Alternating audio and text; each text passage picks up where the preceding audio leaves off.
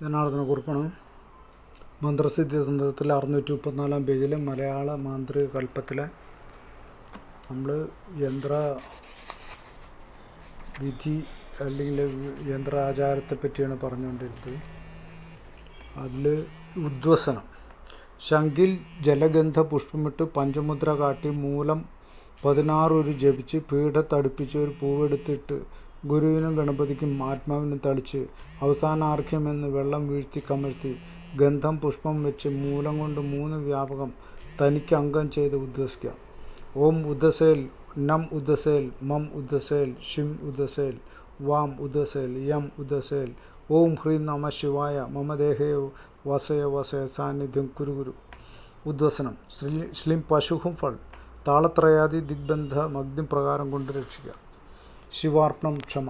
അഹം ജന്മാന്തരേഷു വാ ബാല്യാദ്യ അവസ്ഥേഷു വാ ജാഗ്രത് സ്വപ്ന സുഷുപ്തിഷു വാ മനസാ വാച കർമ്മ യത് കർമ്മം കരോമി തത് സർവം ശിവാർപ്പണമസ്തു. യഥാ ജീവം പരാൽഭിന്ന തഥാ പ്രഭൃതി യൽകൃതം സർപ്പയാമി തത്സർവം ചരയിൽ ശങ്കരീശ്വരേ. മന്ത്രഹീനം ക്രിയാഹീനം ഭക്തിഹീനം ച യത് ഭവേത് തത് സർവം കൃപയാ ദേവി ദേവ ക്ഷമസ്വ പരമേശ്വരി പരമേശ്വര.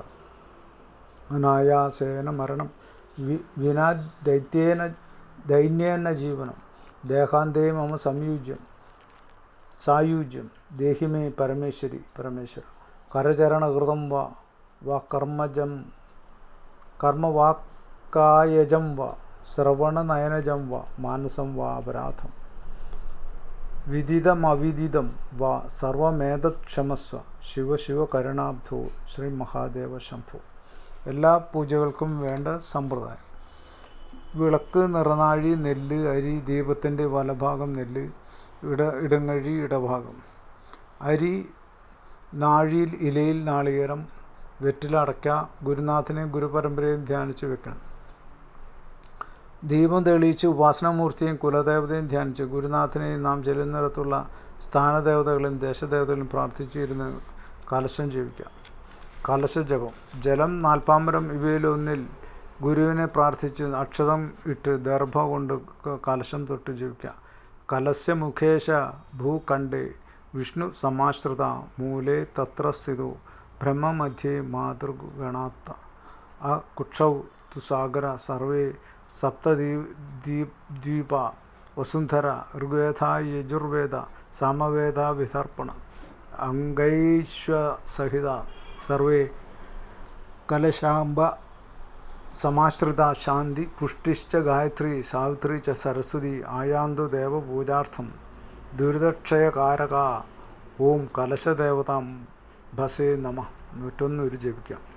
ഈ കലശത്തേക്ക് ഗംഗയെ ആവാഹിക്കുക. മന്ത്രം ഗംഗേച്ച എന്നാണ്. 101 വട്ടം കലശം തൻ്റെ ദേഹത്ത് തളിച്ച് ഭസ്മലേപനം. ഉപാസന മന്ത്രം 21 ഉരു ജപിച്ച് ധ്യാനിച്ച് പൂജ തുടങ്ങാം.